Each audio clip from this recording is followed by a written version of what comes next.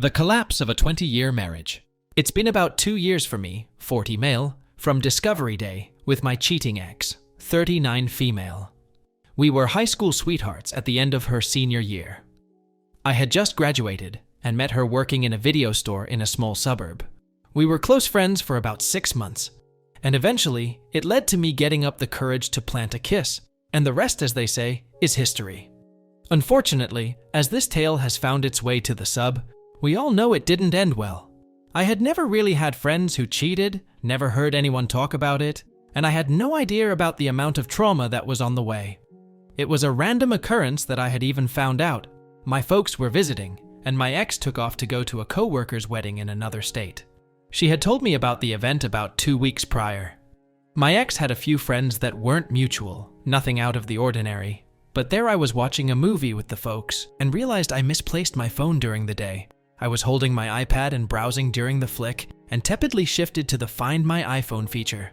Married for 10 years, we had a lot of accounts tied together, and iTunes was one of them. Instead of my phone being first on the list, it was hers. Instead of being out of state, she was at a local hotel about an hour away that doubles as a popular brewery. They hold weddings there all the time, and I was sure that was it. I'd find her there with her co-workers. Around 8 p.m., I made it out to the hotel and couldn't find her anywhere, looking for 2 hours. I narrowed the GPS to a certain wing. She wasn't in the restaurants, so I did my best Eddie Murphy impression. That's what I call it when you con your way into somewhere you shouldn't be or get free stuff, because Eddie was a master of that in all his early movies. I headed to the front desk and said, "Gee, my sister was at that wedding earlier, and I'm afraid some guy took advantage of her because she's drunk. Can you give me the room number?" After slight hesitation and asking me to provide a phone number, they pointed me to the room. My heart raced as I turned a couple of corners, now knowing what I was going to find. I knocked on the door and tried to channel Eddie again. "Room service?" I mentioned in the most pleasant tone I could muster while hiding my anger and rage.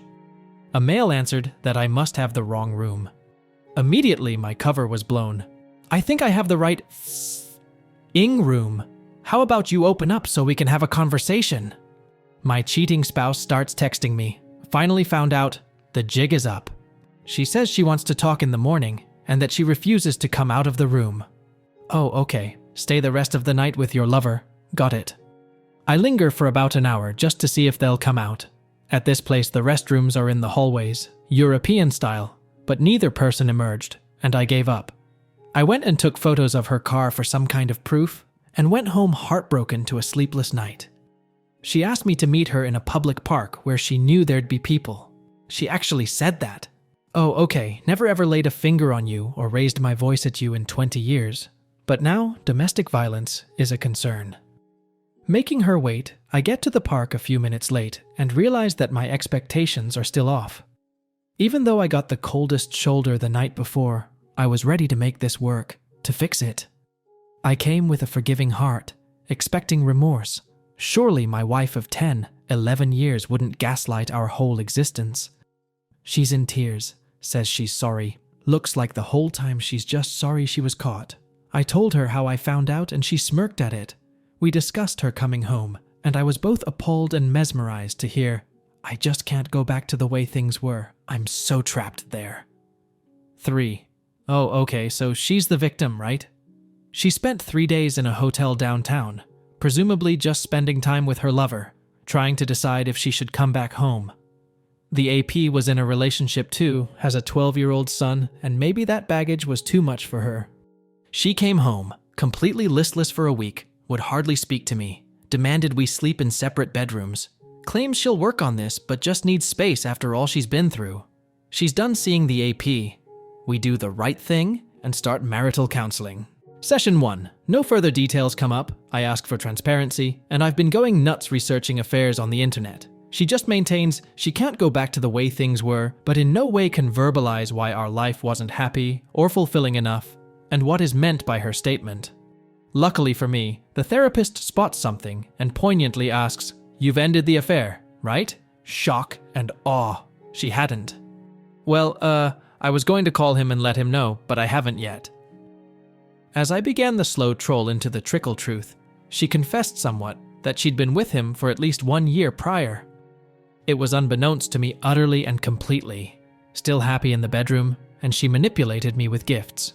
At one point, she gave me a watch that was engraved on the underside, "Loving you more every second." She'd remember to send me texts and call when out of town on business, affair frolicking. Eventually, I'm just a ball of tears and weighing my options of going to jail, just getting out of this crap right now, or sticking in the marriage I am so committed to. I love this woman with every ounce of my being. Session 2. Transparency is abysmal. In fact, my wife has turned off location sharing on all devices and changed all her passwords to everything. Oh, okay, how dare I ask for such a thing when she's so damaged and in mourning? Cheating ex asks for an open relationship, and that'll fix everything. I'm appalled and desperate and just in a terrible mental state, and shamefully I agree. I think I secretly know that it's over, but don't know how to get my physical self to agree.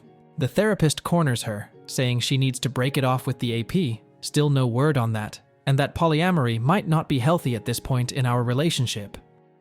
My ex vows never to go back to therapy because that lady was mean to her.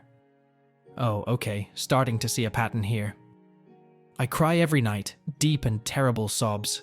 This woman who loved me and shared the utmost intimacy, all of a sudden doesn't want anything to do with me. We pass each other around the house like ghosts of our former selves. I yell and scream at the world randomly from time to time. It's the darkest period I can recall in my life. We have sex. I think it's makeup sex, but when we're done, she says she just needed to get off and that we never really loved each other. Ouch. Oh, okay, here I thought we had a great relationship that never lost its spark. We were intimate in the bedroom too, 4 times a week, always. I make a move. Maybe it's a mistake. I download Tinder and go on a couple of dates. I actually tell the people I'm married and probably getting a divorce. I was super transparent before meeting up with these people. One told me if I finalized the divorce to give her a call because I'm a great guy. The other took me home to her bed. I wished I would have waited, simply because this gave my ex firepower and mild justification for the affair. We'll get to that in a brief moment. I'm almost done with the crazy train. The same weekend, she goes on an overt camping trip with her AP, tells me about it in the name of transparency. Meanwhile, doesn't validate anything else I'm asking about. It was this setup that made me continue to feel worthless, and why I slept with the Tinder fling. By Monday, I've had enough. Astonishingly, I'm still willing to work through it and repair the marriage that isn't there. WS goes on a business trip, and at this point, I really have no idea what's going on. There's absolutely zero trust. I call her and demand, you leave this man, you commit to loving me, you rebuild this trust immediately, or I'm leaving before you get home. She responded that she just wasn't sure she could do all those things. It is no longer a marriage, but a disaster that needs a cleanup crew. While she's away, I pack all my necessary belongings, grab the dog, and move in with some friends. She really didn't think I'd do it. She called me sobbing that night, asking why I had moved my stuff out. It was a total trip to Crazy Town.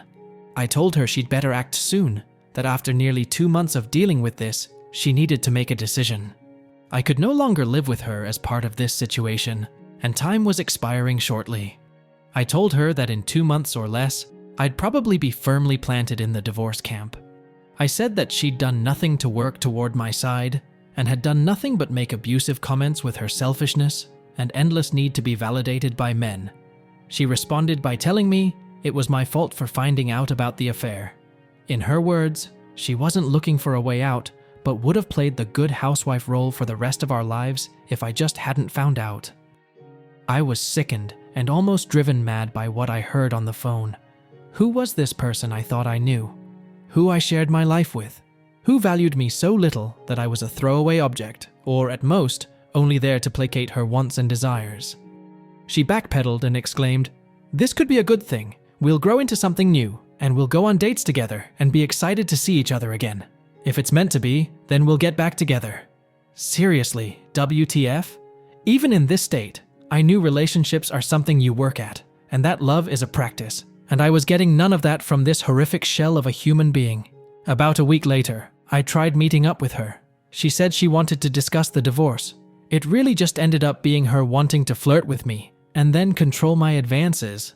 She'd say how much she cared about me, but if I tried to touch her leg, she'd say she wasn't ready for that yet.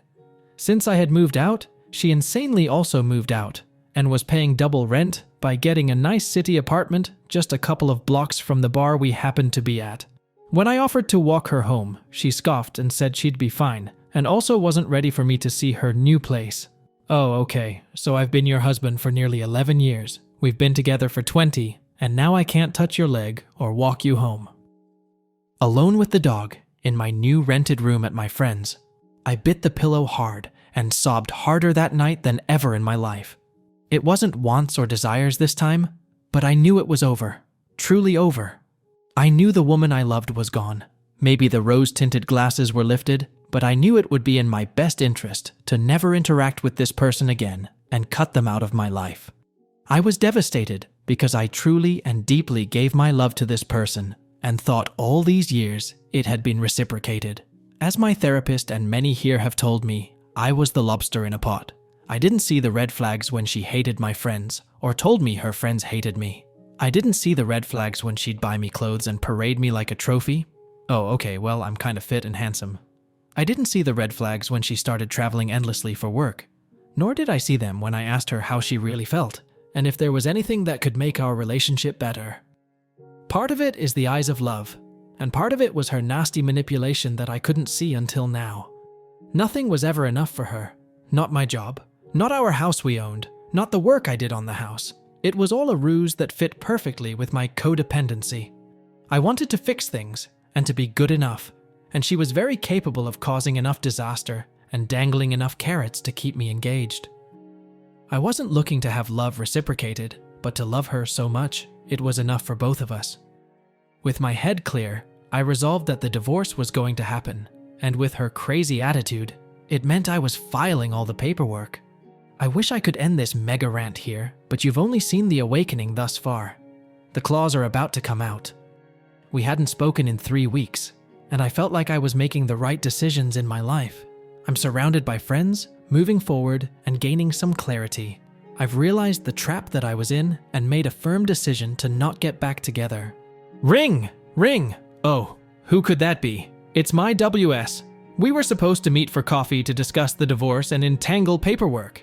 She tells me she can't make it at the designated time, but to text her 2 hours later, and we can meet up. Fine. I follow suit, jumping through more hoops, and upon texting, she tells me she's up at the nearby family mountain cabin, and that I should come up for the week and stay with her. Oh, okay. I'll just cast aside all my integrity and small amount of self-respect I just discovered to jump back in the sack. Hell no, we won't go. I declined the invitation after stating the importance of working through the divorce process. She gets flustered and somehow kind of angry that I'm not willing to drop everything in my life and come running up to the cabin. I ask her what about the AP, and her response is he broke up with her as soon as I was out of the picture. Karma is a fickle creature sometimes, I guess.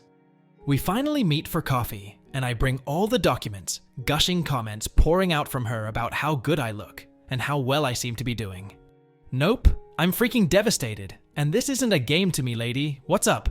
We cover the details about splitting up the house, of which she says she's entitled to more than half.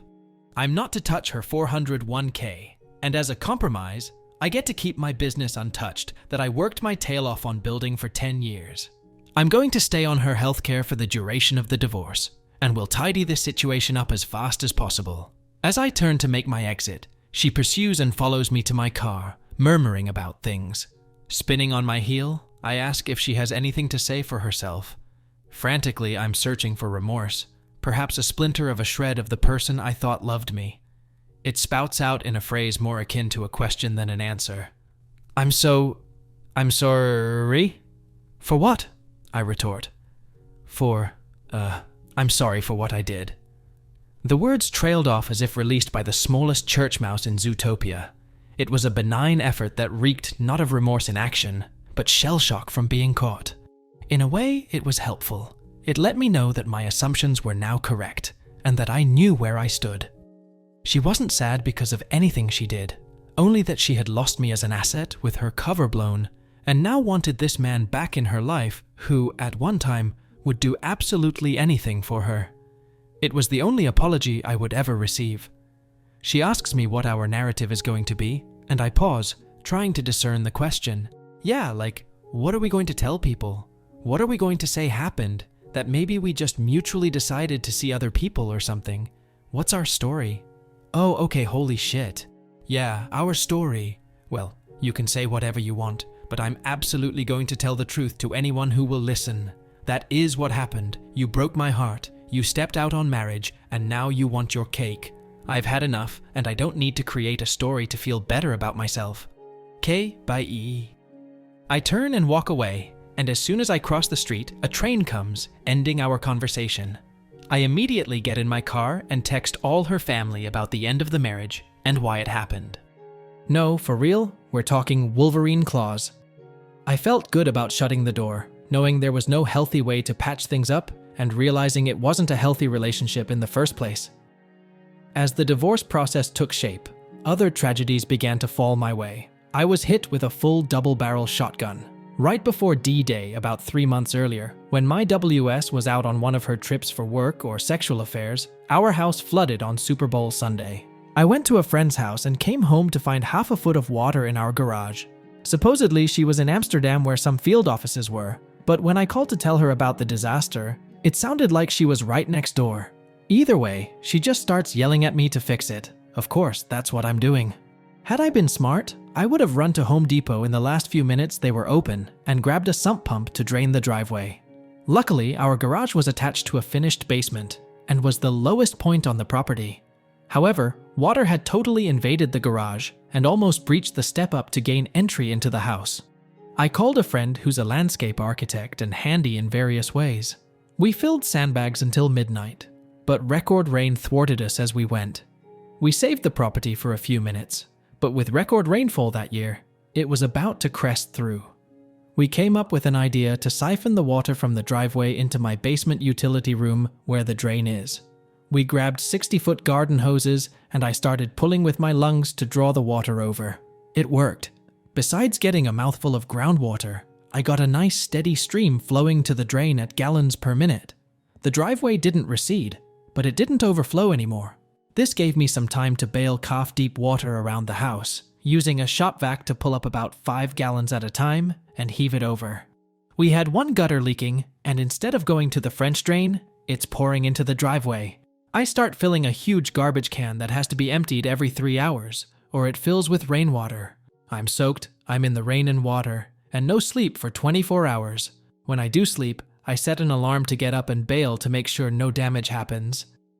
The next morning, I fly to Home Depot and grab an electric pump, which literally saves the day. This tiny pump, worth $50 or less, diverts over 3,000 gallons of water in an hour. In about 3 hours, it completely moved the driveway down the street to runoff. Yep, had nearly 9,000 gallons sitting on my driveway, calf to knee deep. The same day, I go into work and see my landlord for the business, who runs a construction company, and I lament my tale. He immediately calls his disaster team and sends home free industrial dehumidifiers to soak up any water from the drywall and the structure. I leave these running for a couple of days. The pump is still going in the driveway when my WS comes home. She starts to tell me that I was stressing her out with this situation and should have waited to tell her when she got back. Oh, okay. Thought you'd want to know about possibly losing the house and almost causing $40K in potential damages. Then she proceeded to state that the pump in the driveway is so embarrassing and that if I don't move it, she will. Mind you, it's still raining, still trying to flood the house, and my neighbors have even come over to offer help. I come home from a morning appointment and find the pump moved to the garage. WTF? Eventually, I get the gutter repaired, and it stops raining enough to let the water recede. About a week later, on the nose, I come down with an awful flu I can't shake. On any regular spring Saturday, I start taking in movies and resting. Mid-afternoon, my chest starts to really hurt and won't subside despite over-the-counter medication. I mention to my WS what's going on, and I think it's getting serious. Can't you take care of yourself? Ugh. Well, I'm not driving you to the urgent care. I'll go with you, but I'm not driving. Fine. I'll drive myself to the hospital. Thanks for coming with me. That's so gracious of you, sweetie. I get to the ER at the hospital and get all checked in. When I arrive, They notice my oxygen has dipped a little bit, but nothing alarming. We wait for over 3 hours, and my chest is pounding. It's getting hard to breathe. My ex refuses to ask anyone to see me, so I stumble to the front desk and almost fall over. They say they'll get to me and put me in a wheelchair. Finally, someone comes and takes more vitals, but doesn't really get to the root of the problem. I say I think I have pneumonia. My chest hurts, and I can't breathe. They downplay it and say probably not, but move me to a stretcher in an unoccupied room. I wait about another hour, and at this point, I'm really confused and barely breathing. My ex is just staring at me with dagger eyes and totally unhelpful. I literally start yelling, "Help! Someone help me!" over and over again, much to this woman's chagrin. I don't care. I feel like I'm dying. I am dying. After about 3-5 minutes of this, someone comes in upset that I'm yelling, but then agrees to look me over. Turns out my oxygen has dropped to around 50%, which is life-threatening on its own, and my blood has nearly turned septic. I have bacterial pneumonia. I most likely developed it when I swallowed that bit of groundwater in my mouth, saving the house. She never thanked me. She actually said she deserved more than half of the house and should probably just take it all. After being put on all kinds of fluids, they gave me a morphine drip to help with the chest pains. With comfort, I go in and out of consciousness, and as I peer up from the stupor, I catch her gaze. This soulless human being looks back with eyes that wish I would have died right there. Life insurance would sure be a huge boon to this woman. We have million-dollar policies. It was then that I spotted it, the major red flag. I knew something was up, and even though I caught her accidentally, I started keeping records of things she'd say or people she'd say she was with. They didn't add up, and in my heart, I knew something was off. The icing on the cake was that the rounds of antibiotics I would take, combined with the stress of the divorce, among other things, wiped out my gut bacteria. I would spend the next year finding out that I have small intestinal bacterial overgrowth, a SIBO. Now, back to the divorce in progress. I think that backstory is important because along with the previous conversations, it lays the groundwork for the events that would happen next. In brief detail, I'll enumerate them here for context. After our meeting, where I was given the weakest attempt at an apology in the history of language, and I told her family about the affair, my ex set a few things in motion. First, she made a point to tell people who were acquaintances and her immediate family that I was a deadbeat, a non-contributor to the relationship emotionally and financially. She had said she always wanted kids, and that I didn't, and that she was scared because I was borderline abusive. Because of this, I still either explain the situation or cut people out of my life who won't listen to my side of the story. The truth is the opposite, of course. She maintained for decades that she never wanted children, and anytime I brought it up, it created a major fight. Her family took her side, of course, and I lost relationships that I thought were my family in the last 20 years. Nope, just went total no contact. Luckily, most of our friends who really knew us abandoned her and realized what she was doing. Once my ex heard about my gut bacteria and all my medical troubles, she called to say that we should be friends and that she would make sure I stayed on our insurance through her work. She asked to meet up again, and I declined, knowing she wanted to rekindle the feelings. As soon as I hung up, she began forging documents and turned in a letter of legal separation to HR to ban me from insurance. I rapidly found out at various doctor's appointments something was wrong with my coverage. All they would tell me was the policy was cancelled. I did my best to get Cobra insurance, but they could never activate it, even though I was willing to fork over the $800 a month. It was a nightmare paying out of pocket and calling back and forth. I would call my ex, and she would lament that she had no idea what was going on. Eventually, I got the right person at HR, and they told me they couldn't set up Cobra because they were looking for the judge who signed the legal separation documents my ex submitted. Appalled, further devastated, I asked them to define exactly what they meant. My ex had forged a court document, signed a false name where the judge's credentials would go, and submitted it to HR to illegally remove me from insurance pre-divorce. I exclaimed that they'd never find the judge, and what they were holding was fraudulent. We had never been in court together or filed any legal document of separation. OMG! HR panicked like you've never seen and retroactively gave me back my insurance for all the time lost. That's also why I couldn't get the Cobra insurance, because they were waiting for this imaginary judge to confirm the legality of it all. I texted my ex, furious that she'd better call HR and hasten the process, and she played dumb. Well, we are separated. I just don't want to do anything illegal. Such BS. We'd meet a week later, and she'd hand me COBRA documents in my lawyer's office to feign offering help after the fact. She sold the house. Good for her, except she sold it out from under me. She signed my name on all the documents and never even gave me the final amount. I had to find out through my lawyer and the discovery process. Yeah, that hurt too. She tried to attack my business and only left it alone because I said I'd go after her $401K. In hindsight, I wish I would've. Her retirement fund was basically our retirement fund. And there were conversations like, I'd buy all the groceries because she was making contributions to our future. Being self-employed, my job didn't have that feature. While I was saving for retirement, it wasn't the matched account she had the privilege of building. She was totally ready to devastate my business too, but fortunately for me, she was too cheap to hire a lawyer, and mine protected my assets and let her know that any judge would let me keep it and take her $401K if I wanted it. To this day, she has continued to tell people I never wanted kids, and my poor mother just tears up at that fact because she knows it was the other way around. In a further attempt to prove her ridiculous narrative, she is now pregnant with the AP's kid. That's right, they're still together, even though she told me they had separated when we did. Turns out she waited about 6 months and then introduced this guy to the family as the new beau. He's an improv comic hobbyist, DLOL, but he works a day job, and that's where they met through her work. I found all this out because one of his friends FB cyberstalked me and just sent me the nicest message saying he was sorry about everything and that they're both disgusting people. This April, yes, 2 years later, I see these weird charges from the IRS to the tune of $12,000 go through my bank account.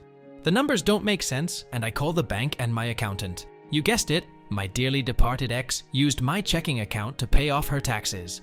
Oopsies. I gave her 24 hours to return the funds, or I'm claiming fraudulent charges.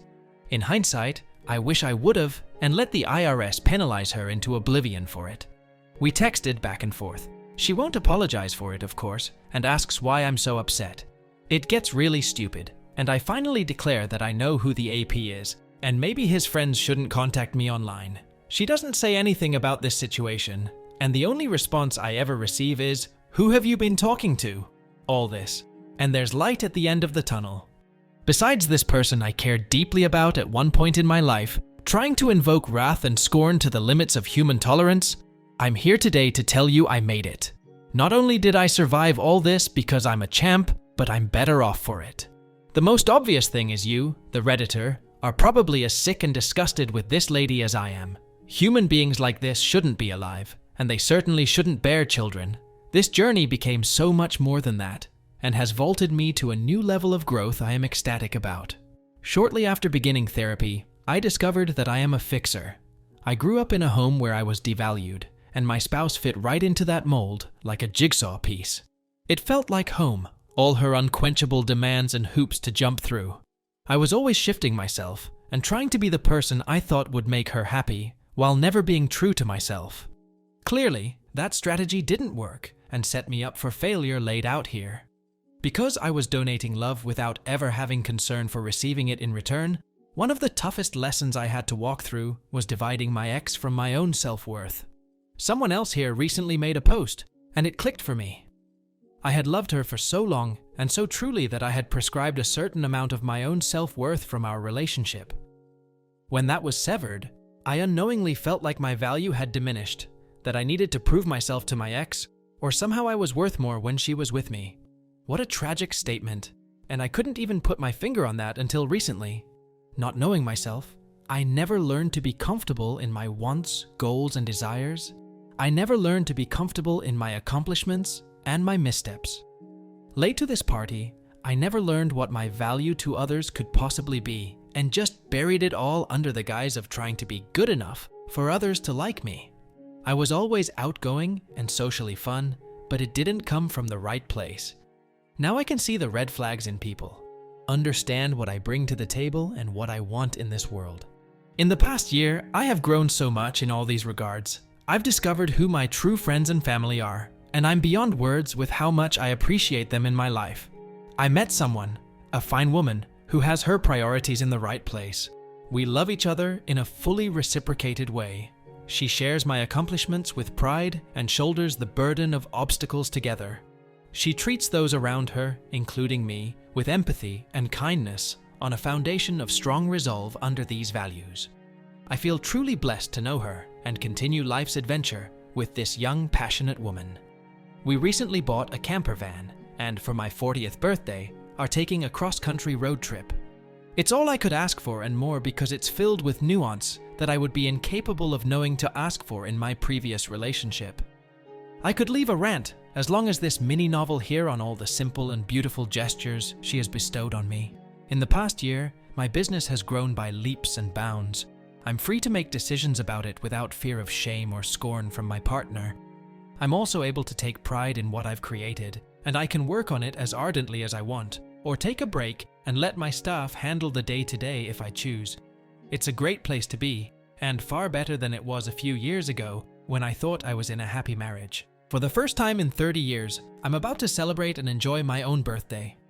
It seems so small when I write it out, but it's a major milestone for me to accept who I am and be content in that.